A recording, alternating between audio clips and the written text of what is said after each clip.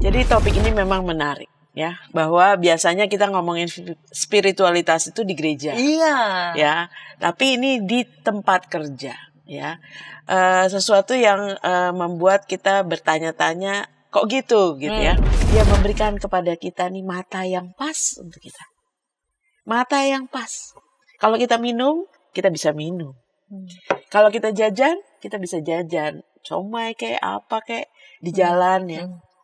Coba kalau Tuhan memberikan kita mata yang lebih sensitif seperti mikroskop. Apa yang terjadi? Kita akan melihat bakteri melayang-layang di udara. Kita akan melihat, wow, di pinggir gelas ini ternyata ada yang bergerak-gerak. Karena biasanya begitu orang bangun hari Senin, I don't like Monday. Karena hari Senin itu hari paling macet, semua orang bekerja kan. Dan kemudian rasanya, aduh bangun tidur berat banget gitu ya untuk bergerak. Karena harus kayak memaksa gitu ya. Terpaksa memang ya. Nah, bagaimana kita melihat pekerjaan kita bukan suatu beban.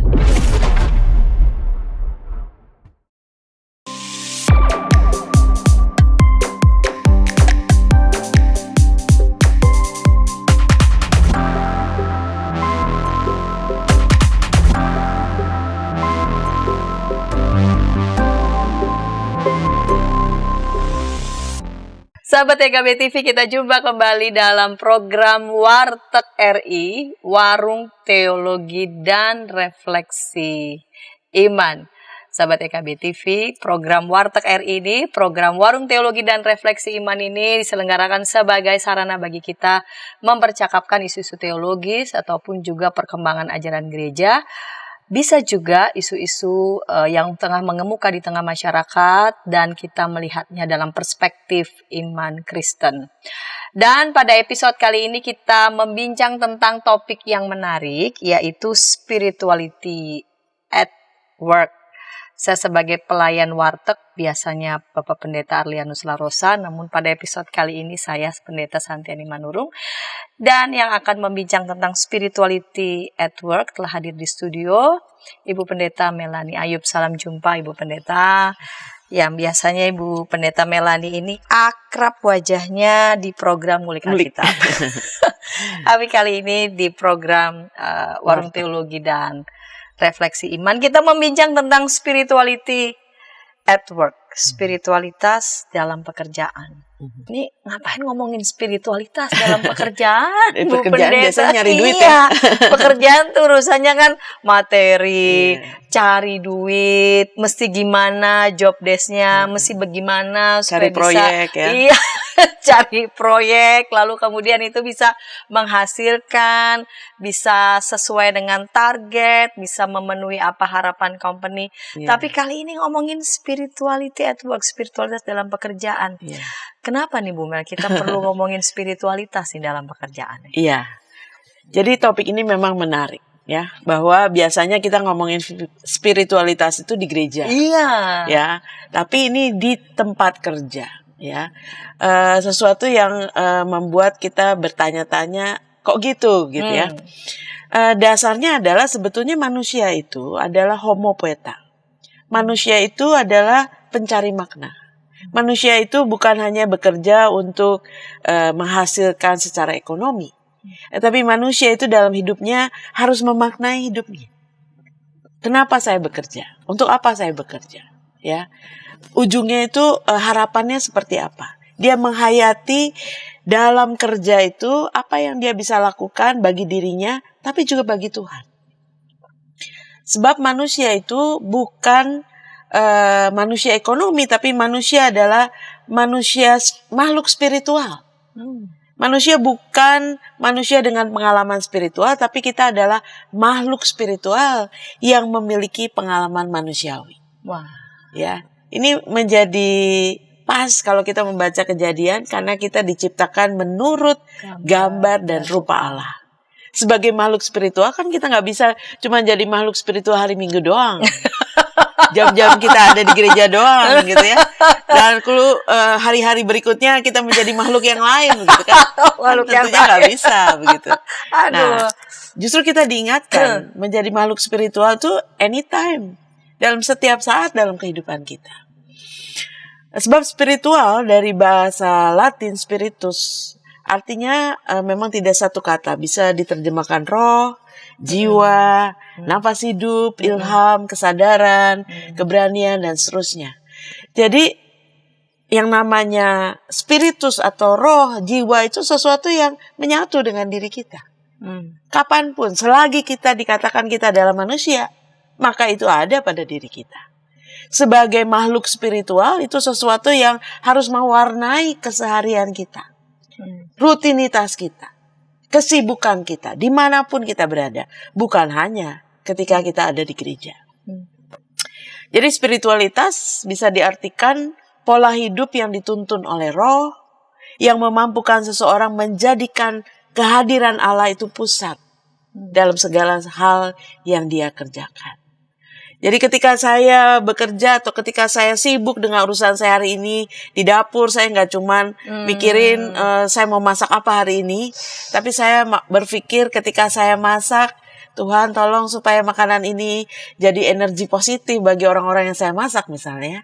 Ketika saya sedang mengerjakan segala sesuatu, saya berpikir, apakah ketika saya melakukan ini, Tuhan dihadirkan nggak dalam aktivitas yang saya lakukan?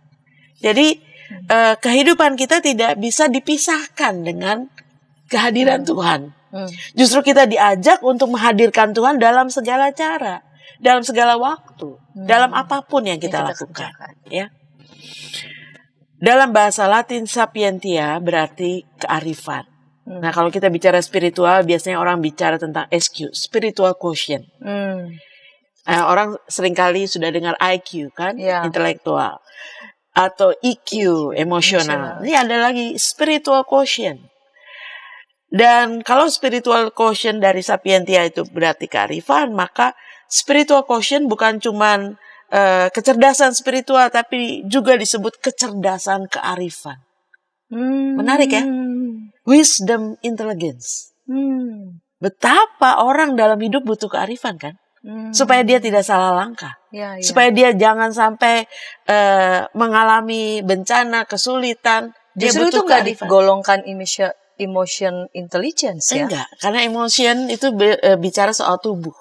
Soal apa yang kita rasa. Ya. Tetapi kalau IQ bicara soal intelektual, pola pikir kita. Kalau EQ bicara soal apa yang kita rasa. Tapi SQ bicara tentang siapa kita. Ya, itu menarik, maksud saya kearifan pun itu masuk dalam spiritualitas quotient. Betul, ya, dalam spiritualitas. Jadi bukankah kita butuh ya kearifan dalam segala hal. Jadi kalau kita mau definisikan kecerdasan spiritual yang kita butuhkan dalam segala tindakan kita, kesibukan kita, aktivitas sehari-hari kita, maka kecerdasan spiritual adalah kemampuan untuk menemukan makna, menemukan nilai-nilai luhur, motivasi tertinggi dalam hidup, yang kemudian mempengaruhi proses berpikir, pengambilan keputusan, dan berdampak pada tindakan atau perilaku seseorang. Jadi, ketika kita melakukan segala sesuatu, kita mencari ini untuk apa maknanya. Kalau saya sudah mengerjakannya, apa yang saya akan capai? Bukan sekedar capek dari pagi sampai sore, lelah, kemudian kita ngomel-ngomel karena kita kecapean, enggak. Tapi kita memaknai kerja kita, memaknai aktivitas kita, karena kita tahu bahwa itu bermakna. Baik bagi diri kita, terutama bagi orang lain. Ketika dalam pekerjaan kita, mungkin di bidang jasa, kita harus melayani orang lain. Ya. Dan orang-orang yang memiliki SQ yang tinggi, ya, kecerdasan spiritual quotient yang tinggi itu adalah orang yang punya kesadaran yang tinggi, awareness, dimanapun dia berada.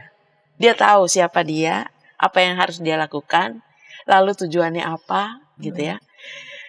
Mampu mengatasi rasa takut, ya, penderitaan. Jadi orang-orang yang tidak mudah goyah oleh ketakutan, tidak mudah goyah oleh kesulitan, karena tahu dia punya tujuan tertinggi, ya, itu yang menghindarkan dia dari kekhawatiran yang berlebih, ya. Kemudian hidupnya diilhami oleh visi dan nilai-nilai luhur.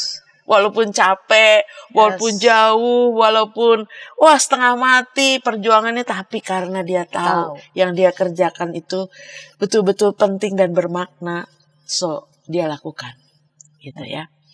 Berpandangan holistik, ya, nggak sepotong-sepotong, nggak terbelah-belah, tapi dia utuh, gitu ya. Dia tahu untuk apa hidupnya, dia tahu relasinya, dia tahu konsekuensinya bagi banyak orang. Kalau dia adalah seorang pemimpin, dia berdedikasi dan bertanggung jawab. Kalau dia memiliki SQ yang tinggi. Dan dalam hidupnya dia cenderung bertanya, mengapa?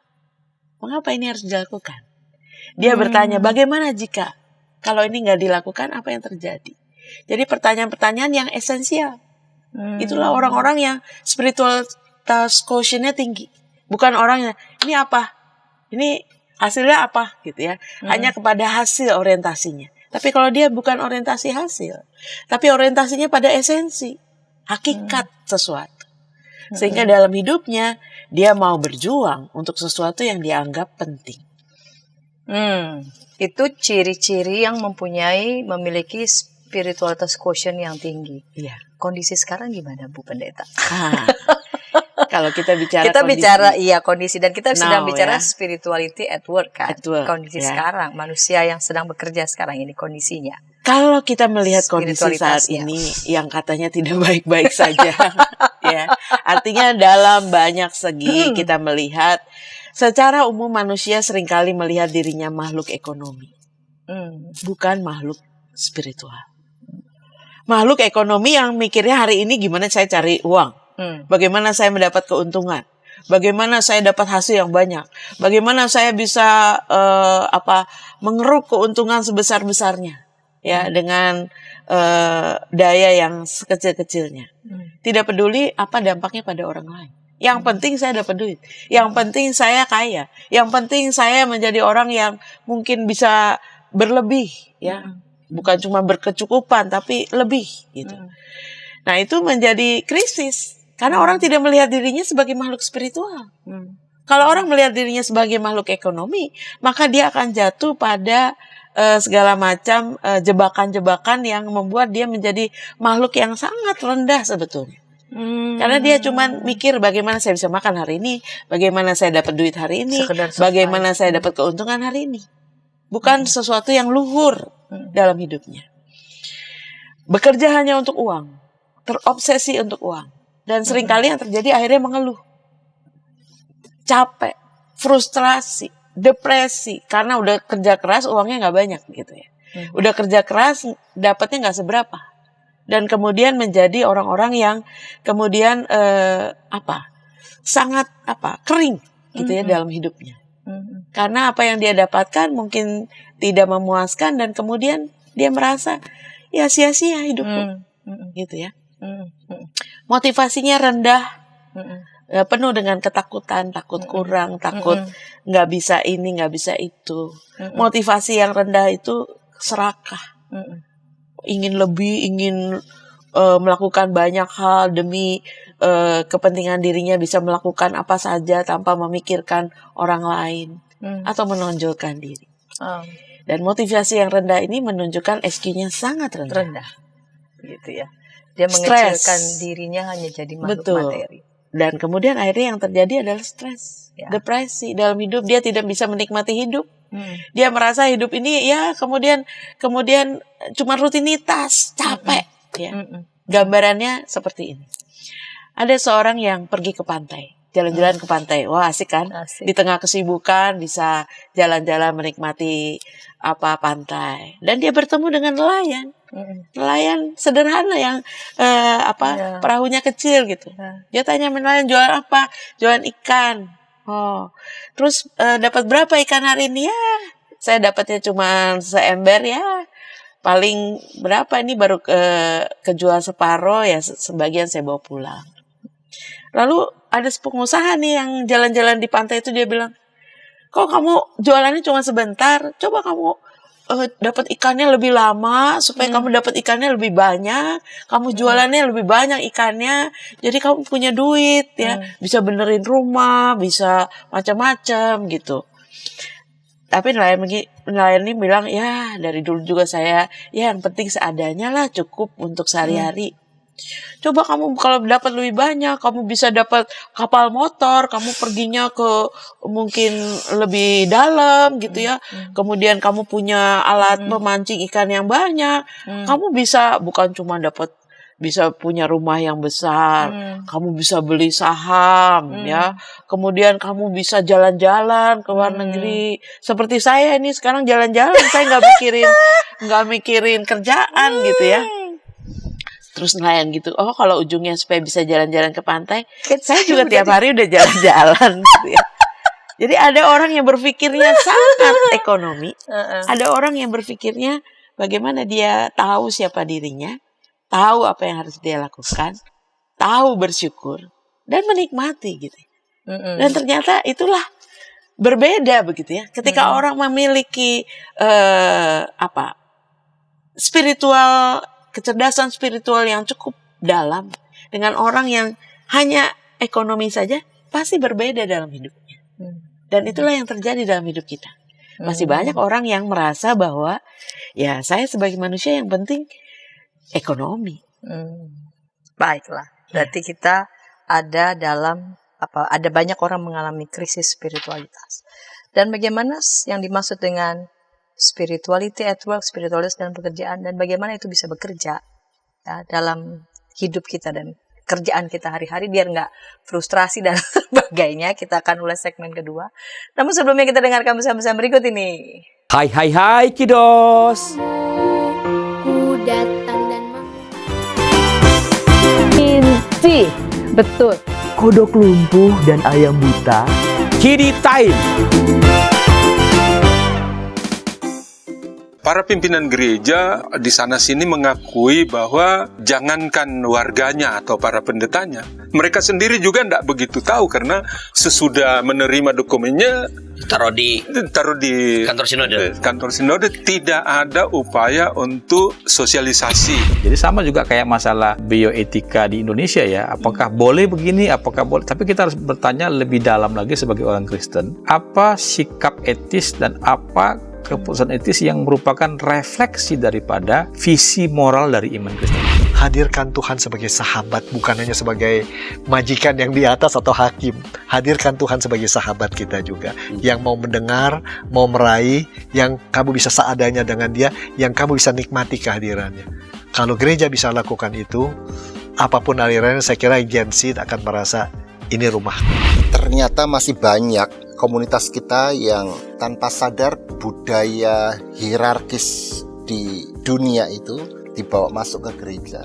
Bagaimana sikap majelis, sikap anggota jemaat terhadap sapam gereja, terhadap pekerja gereja, itu kita kadang-kala tidak memperlakukannya sebagai sahabat, tapi ya pesuruh aja yang ya udahlah.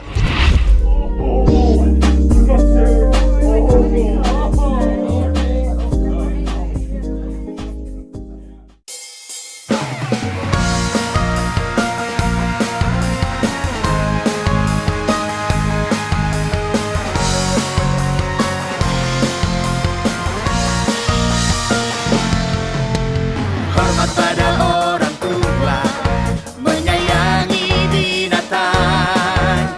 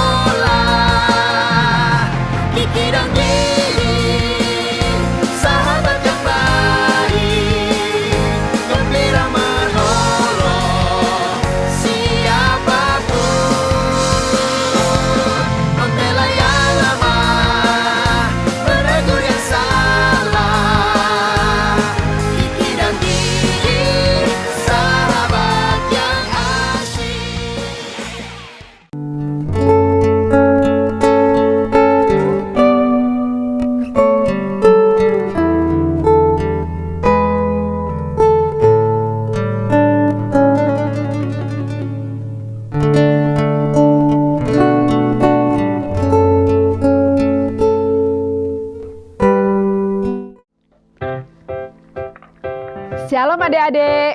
Hari ini Kepik berkeliling dari desa ke desa.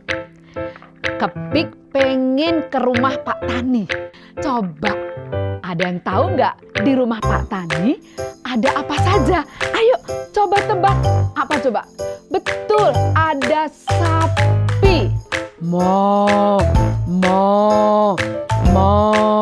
Mereka sekarang rukun dan jalan bersama-sama pulang ke rumah Pak Tani. Kak Evelyn, tapi sebelum tidur aku mau dengar dongeng dulu. Katanya tadi sudah ngantuk. Pokoknya aku mau dengar dongeng dulu kakak. Jadi panggung nih. Kayak cerita ya, siap? Ayam buta hanya bisa mendengar suara orang berseru-seru sambil berlari. Lari, kebakaran. Sekarang kodok lumpuh itu bebas berada di atas punggung semua ayam. Kemanapun dia mau pergi, ayam-ayam siap membawanya.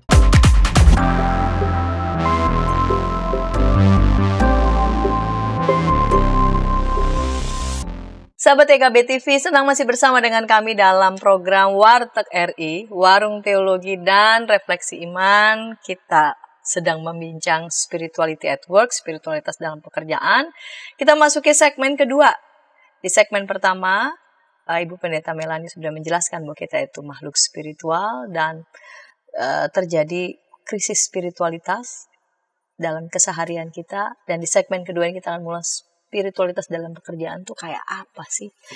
Masih dengan Ibu Pendeta Melani Ayu. Mari Ibu Pendeta, spiritualitas dalam pekerjaan tuh kayak apa itu? Kita membayangkannya itu. Iya.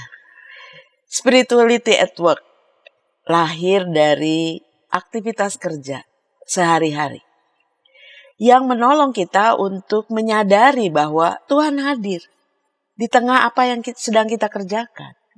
Tuhan hadir dalam segala kesibukan kita. Dan dalam spirituality at work berarti orang yang sedang bekerja itu menyadari kehadiran Tuhan dan melakukan senantiasa kontak dengan Tuhan. Supaya apa yang dia lakukan juga menjadi sesuatu yang menjadi berkat dimanapun dia berada. Jadi kalau misalnya saya sedang bekerja menjadi guru, kalau saya seorang pendeta tentunya, ya mungkin mimbar di mana saya berkhotbah itu adalah tempat di mana saya betul-betul menghayati kehadiran Tuhan yang menolong saya berbicara. Tapi kalau saya menjadi guru, mungkin papan tulis saya, tempat saya menjelaskan sesuatu kepada anak-anak saya. Kalau saya menjadi dokter, mungkin ruang-ruang praktek saya. Kalau saya menjadi seorang CEO, ya mungkin ruang-ruang rapat saya. Ketika saya mengambil keputusan penting untuk hal yang besar untuk kehidupan karyawan saya atau bahkan orang-orang yang berhubungan dengan produk-produk saya, gitu ya. Jadi dimanapun saya berada, dimanapun saya bekerja, kalau saya katakanlah seorang supir, mungkin setir saya, mobil saya itu ada tempat di mana saya juga berelasi dengan Tuhan. Karena saya membawa berapa nyawa di mobil saya yang akan pergi ke satu tujuan, gitu ya. Jadi kalau kita bicara tentang spiritualitas dalam kerja, maka itu berarti kita bicara tentang dimanapun kita berada. Sebab Roma 12 ayat 1 mengatakan, persembahkanlah tubuhmu sebagai persembahan yang hidup, yang kudus dan yang berkenan kepada Allah, itu adalah ibadahmu yang sejati. Jadi persembahan kita adalah hidup kita, tubuh kita. Bukan cuma pikiran kita, bukan cuma mulut kita, bukan cuma hati kita, tapi keutuhan tubuh kita. Ada pikiran kita, intelektual kita, ada perasaan kita, emosional kita, dan juga spiritual. Ya, ketika kita berpikir, ketika kita memutuskan sesuatu, ketika kita bertindak, maka itu menjadi utuh. Nah, persembahkan tubuhmu kan gak cuma hari Minggu kita mempersembahkan materi, uang, atau mempersembahkan diri dalam pelayanan, tenaga, waktu kita. Tapi Senin, Selasa, Rabu, Kamis, Jumat, ketika kita bekerja juga, kita sedang mempersembahkan tubuh kita sebagai ibadah yang sejati. Hidup kita dan kerja kita adalah ibadah bagi Tuhan. Karena itu prinsip spirituality at work. atau at workplace, itu berarti yang pertama-tama kita ini memiliki komunikasi, relasi yang kuat dengan Tuhan. Supaya kalau saya jadi CEO, kalau saya jadi guru, kalau saya jadi dokter, kalau saya jadi siapapun, saya tidak mengambil keputusan yang salah. Misalnya ada seorang dokter ya, ketika dia ngoperasi, kemudian tadinya dia menyangka operasi ini gampang. Karena udah dilihat, kira-kira beginilah, mungkin dari CT scan, dari apapun, data-data udah dicek, ini paling 1-2 jam gitu operasinya. Tapi ketika dia membuka, dan dia menemukan, waduh ini sulit ternyata. Mungkin ada hal-hal yang di luar dugaan. Ada pernah seorang dokter telepon sama pendeta dan mengatakan, Pak, ini sulit sekali. Dia bahkan minta waktu untuk bisa telepon. Gimana Pak, doakan saya. Lalu pendeta itu mengatakan, teruskan dokter. Minta hikmat Tuhan. Dokter menyanyi dalam hati atau dokter fokus sama Tuhan. Dokter pasti bisa melakukan. Jadi ada saat-saat di mana ilmu intelektual kita, ya kan? Kemampuan kita secara intelektual mungkin udah dokter spesialis yang luar biasa pun ada sisi di mana kita membutuhkan Tuhan. Jadi relasi dengan Tuhan itu menjadi bagian penting.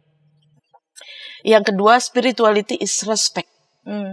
Bagaimana kita menghargai orang lain, menghargai diri sendiri, dan juga menghargai Tuhan. Karena orang yang SQ-nya tinggi tidak mungkin dia meremehkan orang lain. Tidak mungkin dia mengabaikan orang lain. Dia merespek semua orang, bahkan seorang satpam mungkin, seorang yang pembersih, orang yang bekerja di dapur atau siapapun. Spirituality is respect. Spirituality is creativity. Ketika kita menemukan adanya jalan buntu, bersama dengan Tuhan tidak ada yang mustahil. Bersama dengan Tuhan, Tuhan akan buka jalan. Akan ada kesempatan-kesempatan yang Tuhan akan berikan. Spirituality is vision. Kita punya pikiran jauh ke depan. Kita punya pengharapan yang panjang. Ketika kita berhadapan dengan kesulitan, kita tidak berhenti. Karena kita tahu kalau kita teruskan, ini akan mendatangkan sesuatu yang baik di masa depan. Spirituality is finding self.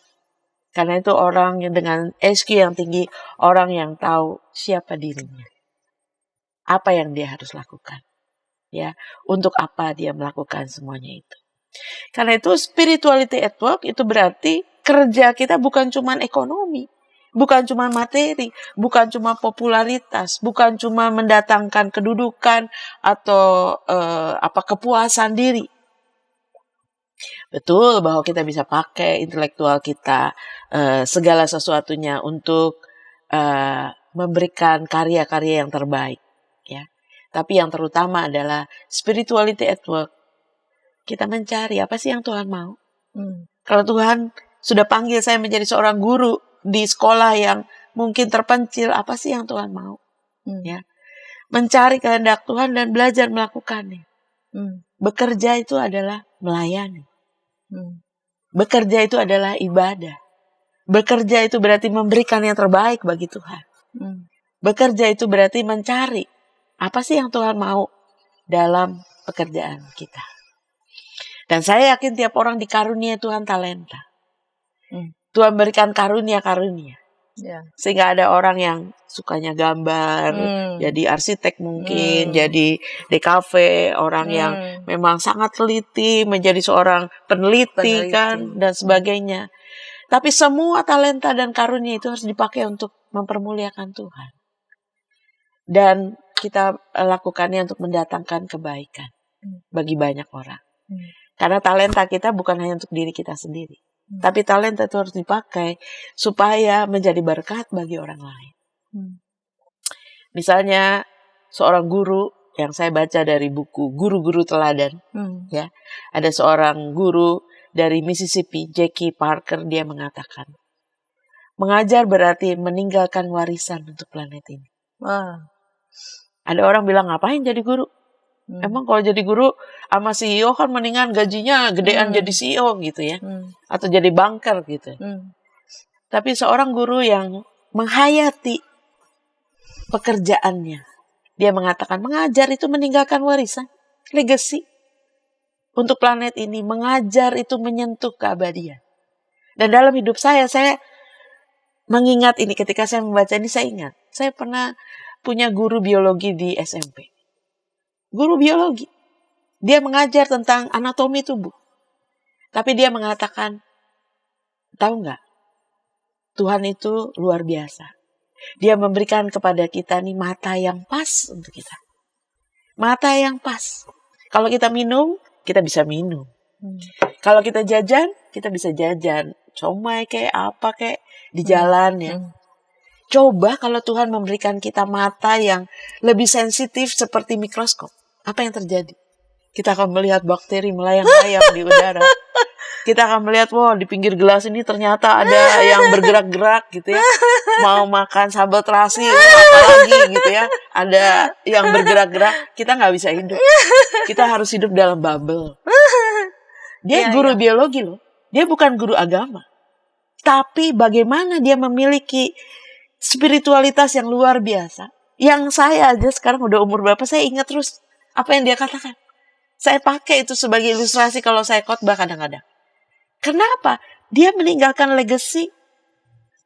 Wajahnya saya udah lupa, namanya saya sudah lupa, tapi kata-katanya saya ingat. Dan bagi saya itu guru yang luar biasa. Mengajar itu menyentuh keabadian. Ya. Dan guru lain dari Nebraska dia mengatakan, bagi saya mengajar bukan suatu pekerjaan. Mengajar adalah kehidupan itu sendiri. Itu berarti kalau dia nggak ngajar kayaknya nggak hidup gitu. Mengajar bukan suatu, aduh capek dari pagi anak-anak nakal semua, capek tugas-tugasnya, enggak. Tapi mengajar adalah kehidupan. Itu berarti ada gairah, ada semangat. Dia sudah menyatu dengan profesinya, dia sudah menyatu dengan apa yang dia lakukan. Seorang mantan astronot, wah jadi astronot itu susah ya. Aduh seleksinya luar biasa, nggak gampang jadi astronot itu. Luar biasa. Orang pintar, orang yang spesial. Seorang mantan astronot, Kolonel James B. Irwin, dia mengatakan, saya seorang pelayan, bukan selebritis. Di planet bumi, saya adalah pelayan Tuhan yang membagikan pengalaman saya agar orang lain dapat melihat kemuliaan Tuhan. Astronot orang yang pergi ke bulan, melihat gimana sih bumi dari kejauhan, bagaimana alam semesta yang Tuhan ciptakan, bagaimana segala hal yang luar biasa yang kita aja belum tentu bisa pergi ke sana. Wah, dia selebriti. Kalau dia turun dari bulan, dia mendarat di bumi, dia jadi jepretan semua kamera karyawan, wartawan. Tapi dia mengatakan, saya adalah pelayan Tuhan. Apa yang saya lihat di sana untuk saya bagikan kepada orang-orang supaya orang bisa melihat kemuliaan Tuhan. Jadi pekerjaannya bukan berarti menjadi sesuatu yang terpisah dengan kehidupan spiritualnya, tapi menyatu. Nah, bagaimana kalau semua orang ketika bekerja dimanapun, di tempat kerja, sebagai apapun, bisa menyatukan spiritualitasnya dengan aktivitas hidupnya, bukankah itu menjadi sesuatu yang indah? Bisa mendatangkan legasi dalam banyak hal. Ya. Dan luar biasa kalau itu bisa terjadi. Nah, pertanyaan selanjutnya adalah bagaimana kita bisa ketika kita bekerja ya, kita bisa menemukan gairah itu. Itu kan. Gairah itu kan beberapa nama yang tadi Bu Mel sebutkan kan, maksudnya ada begitu banyak guru, ada begitu banyak astronot. Tapi belum tentu mereka berpandangan berpikir seperti itu. Betul. Bagaimana kita bisa menyatukan begitu ya dalam pekerjaan kita sehingga kita bisa menemukan gairah yang sedemikian sangat, visi yang jelas begitu ya, dan kita sadar bahwa ini bukan sekedar pekerjaan biasa. Bagaimana kita bisa menemukan istilahnya itu sweet spot. Iya. Kira-kira begitu ya. Iya. Kita akan bicarakan ini di segmen ketiga, namun sebelumnya kita dengarkan pesan-pesan berikut ini. Hai kiddos. Ku datang dan Inci, betul. Kodok lumpuh dan ayam buta. Kiddy time.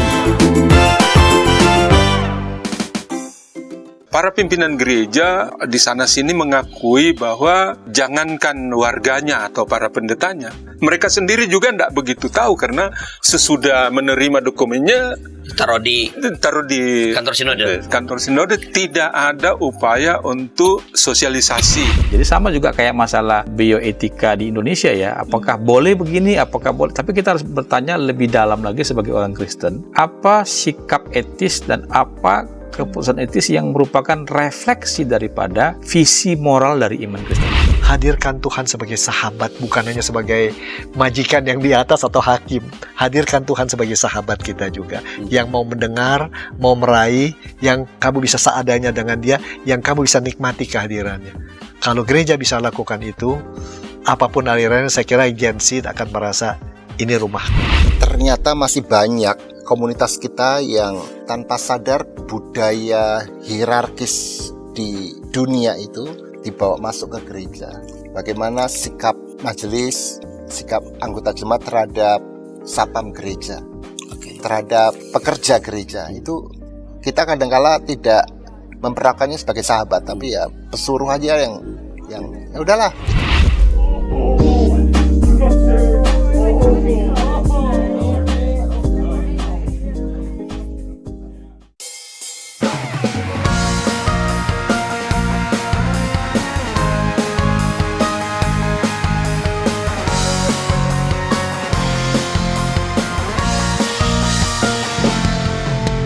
Hormat pada orang tua, menyayangi binatang, rajin ke sekolah minggu, selalu giat belajar, tidak membedakan orang, semua dijadikan sahabat, dipercaya oleh guru-guru di sekolah. Kiki dan Gigi, sahabat yang baik, gembira menolong siapapun, membela yang lemah, menegur yang salah. Kiki dan Gigi, sahabat yang asyik.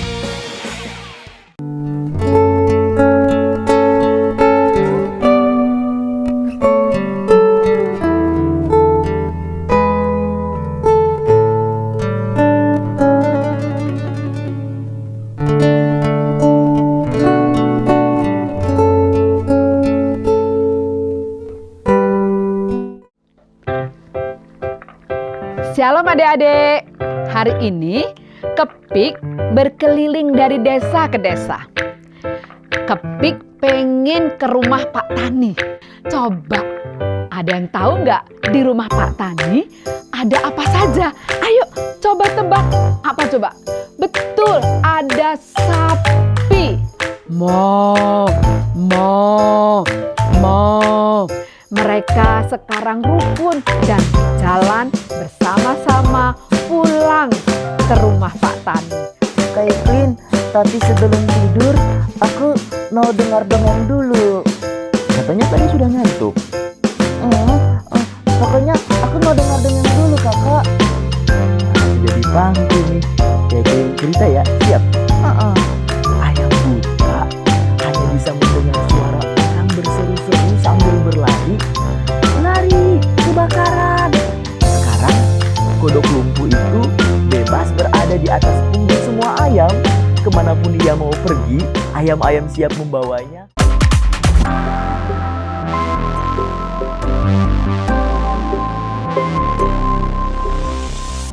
Sahabat TKB TV, senang masih bersama dengan kami dalam program Warung Teologi dan Refleksi Iman Warteg RI. Pada episode kali ini kita membincang tentang spirituality at work dengan narasumber Ibu Pendeta Melanie Ayub dari GKI Agus Salim. Saya kembali pada Ibu Pendeta nih. Bu Melani, di segmen ketiga ini, bagaimana kita bisa menemukan ketika kita bekerja, kita dapat memadukan tadi ya, antara pekerjaan kita, nggak sekedar melihat pekerjaan kita itu pekerjaan yang materi saja, tetapi kita bisa menemukan gairah dalam pekerjaan kita. Seperti yang tadi ya, beberapa yang tadi sudah Bu Mel sebutkan itu kan sangat inspiratif ya. Ada begitu banyak guru, ada begitu banyak astronot, ada begitu banyak orang, tapi belum tentu mereka berpandangan seperti itu. Bagaimana istilahnya kita bisa sampai menemukan pada sweet spot kita gitu. Iya. Jadi ini menjadi bagian penting. Karena biasanya begitu orang bangun hari Senin, I don't like Monday. Karena hari Senin itu hari paling macet, semua orang bekerja kan. Dan kemudian rasanya aduh bangun tidur berat banget gitu ya untuk bergerak. Karena harus kayak memaksa gitu ya. Terpaksa memang ya. Nah, bagaimana kita melihat pekerjaan kita bukan suatu beban. Pekerjaan adalah anugerah. Pekerjaan adalah panggilan. Pekerjaan adalah tempat, workplace kita adalah tempat di mana kita bisa memakai karunia dan talenta yang kita punya. Ya. Karena itu find your sweet spot. Kita harus tahu di mana sweet spot kita. Yaitu suatu bidang atau jenis pekerjaan yang paling pas, tepat untuk diriku. Yang membuat aku senang, membuat aku happy, membuat aku bersemangat, bergairah. Ya, apapun yang terjadi. Jadi pekerjaan yang tepat itu membuat sweet sense, rasa yang manis gitu ya, yang membuat kita tidak merasa terbeban, tidak merasa capek, nggak ngomel-ngomel karena pekerjaan kita. Ada 3 lingkaran sweet spot. Yang pertama adalah dalam apapun yang kita kerjakan, Tuhan dimuliakan. Jadi yang kita pikirkan, apakah ketika saya mengerjakan itu Tuhan dipermuliakan nggak? Atau sebaliknya, wah serem banget kalau sebaliknya. Ya, saya menjadi orang yang tidak mempermuliakan Tuhan. Ya jangan cari pekerjaan itu. Ya, carilah pekerjaan di mana Tuhan akan dimuliakan melalui pekerjaanmu. Yang kedua, kenali strength point dalam dirimu, talenta yang Tuhan berikan, yang membuat engkau rindu gitu ya untuk melakukan sesuatu. Karena memang saya tertarik, karena saya punya minat, karena saya suka gitu ya. Bukan karena saya tidak suka. Lalu yang ketiga adalah my everyday life. Kerutinitas saya, pekerjaan saya, ya pilihan saya. Kalau kita bisa menemukan irisan dari 3 lingkaran itu, maka kita akan menemukan sweet spotnya. Ya, misalnya seperti Teresa misalnya, orang bertanya-tanya kok dia jadi biarawati tapi di luar biara, kenapa? Gitu ya, orang bisa bertanya kenapa? Yang lain kan biaranya biarawati atau biarawan di dalam biara, kenapa dia di jalanan? Tanpa kita sadari, kalau kita lihat masa kecil dia, waktu dia menjadi Agnes namanya, dia sering melihat ibunya yang mengajak dia pergi ke rumah tetangga yang sedang sakit. Kasih makan tetangganya, membersihkan luka-lukanya atau tubuhnya, merapikan tubuhnya. Jadi si Agnes kecil ini cuman nonton ibunya, melihat ibunya melakukan itu. Ketika dia kecil. Tapi itu sesuatu yang kemudian mungkin masuk ke alam bawah sadar dia.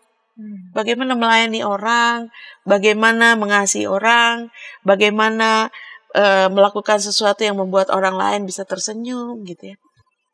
Dan who knows, kemudian setelah dia besar, dia menemukan bahwa orang-orang di jalanan itulah yang harus dia layani. Dan ketika dia melakukannya, ada kan banyak orang bertanya dan wawancara, Teresa kenapa melakukan ini? Saya dikasih uang beratus US dollar juga, saya belum tentu mau melakukan seperti yang kau lakukan. Orang yang bau-bau mungkin udah di jalan hampir mati sekarat. Lalu Teresa mengatakan, saya juga tidak mau. Kalau ada orang mau memberi saya uang, saya juga tidak mau. Karena saya tidak melakukannya untuk uang.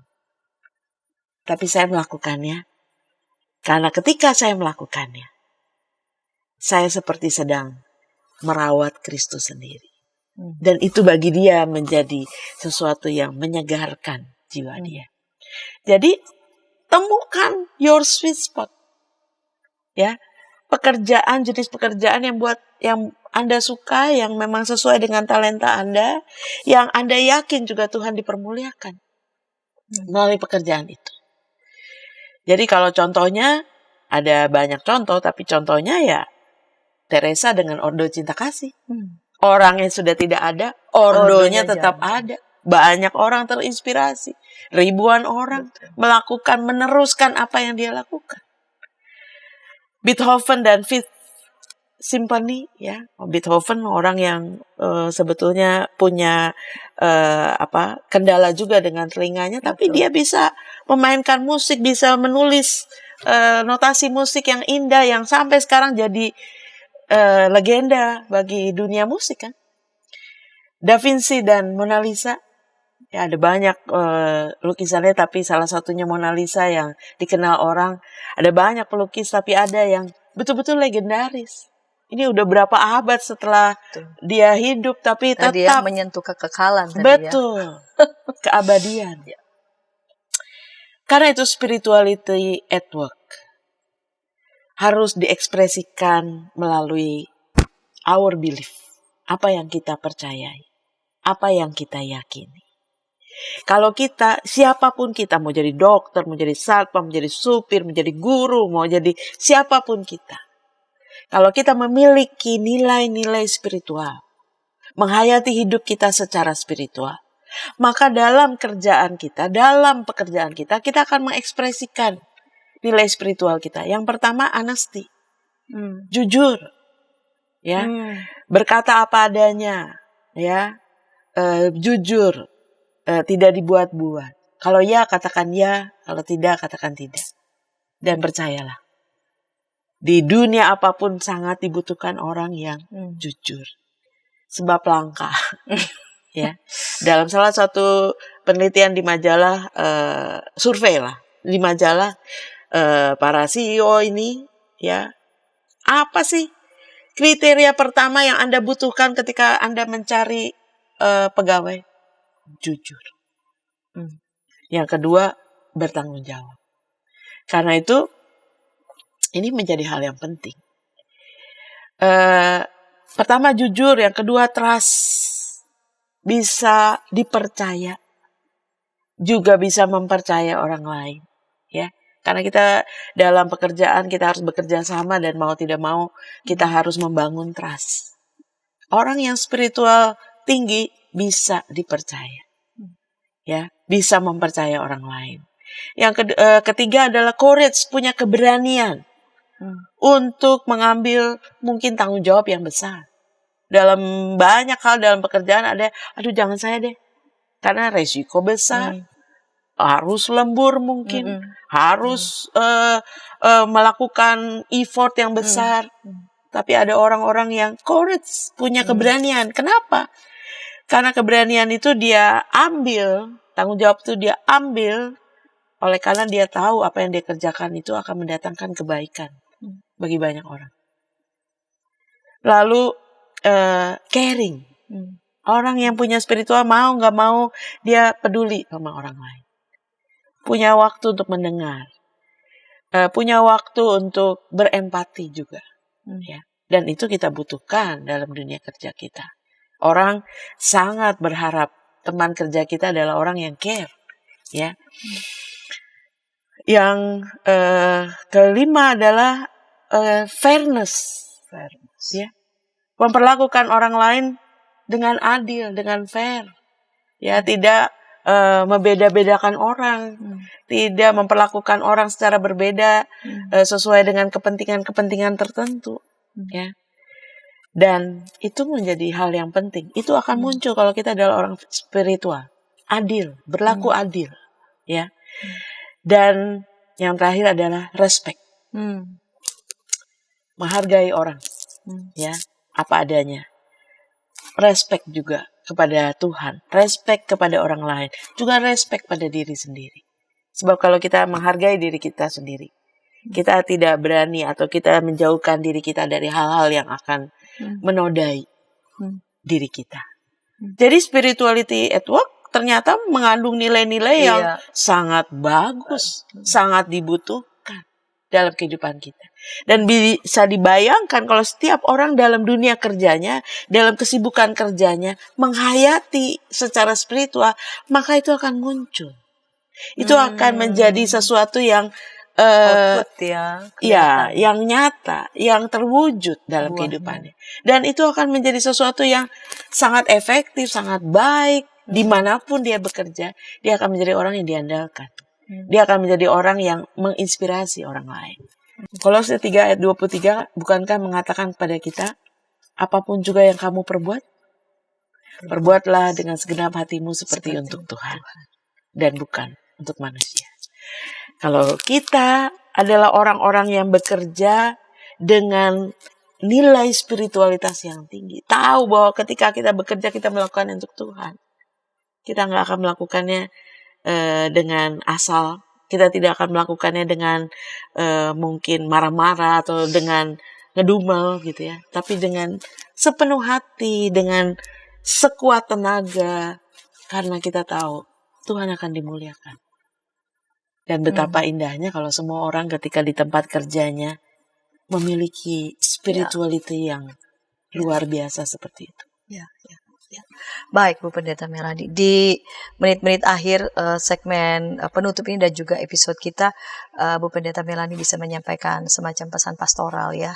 Tadi sudah berapa memang Bu Pendeta Melani sampaikan, tapi ini pesan pastoral yang kiranya menguatkan ya, orang-orang Kristen yang saat ini sedang bekerja di berbagai macam area yang juga bergumul, lalu kemudian bertanya dan sedang berjuang untuk menemukan sweet spotnya agar kiranya nama Tuhan juga dipermuliakan dalam setiap pekerjaan. Mari Bu Pendeta. Ya, bagi para pendengar, saya yakin setiap orang juga memiliki kesibukan, ya, rutinitas keseharian, pekerjaan, karir, ya. Spirituality at work mengajak kita bersama untuk tidak melewatkan hari-hari kita begitu saja, tapi menyadari bahwa nilai spiritualitas, hal spiritual itu menjadi sesuatu yang penting, yang harus mewarnai keseharian kita. Mulailah setiap hari dengan doa. Mulailah setiap hari untuk bisa berkomunikasi dengan Tuhan. Karena itu menjadi dasar kita ketika kita berhadapan dengan banyak persoalan, ketika kita berhadapan dengan banyak keputusan, supaya kita tidak salah mengambil keputusan. Dan setiap waktu dalam jam demi jam yang kita lewati dalam pekerjaan kita, selalulah memiliki pandangan ke depan, ya, visi yang panjang, visi yang jauh, sehingga kita tidak hanya merasa lelah oleh karena pekerjaan kita, tapi kita juga bisa meyakini bahwa apa yang kita kerjakan tidak sia-sia, bahwa apa yang kita kerjakan berarti, bahwa apa yang kita kerjakan memberi makna mungkin bagi 1 orang, 2 orang, 3 orang, who knows, siapapun. Tapi membuat orang itu mengingat Tuhan karena apa yang kita kerjakan. Ya, biarlah itu yang kita lakukan setiap saat dalam pekerjaan kita. Baik, terima kasih Bu Pendeta Melani untuk kesediaan dalam program Warung Teologi dan Refleksi Iman. Kita tadi sudah berbincang tentang spirituality at work, dan sahabat dapat menyampaikan saran pada kami khususnya tentang program ini ke nomor 0812 8188 9191. Kita akan berjumpa di pekan yang akan datang dalam program Warteg RI dengan topik-topik menarik lainnya. Sampai jumpa.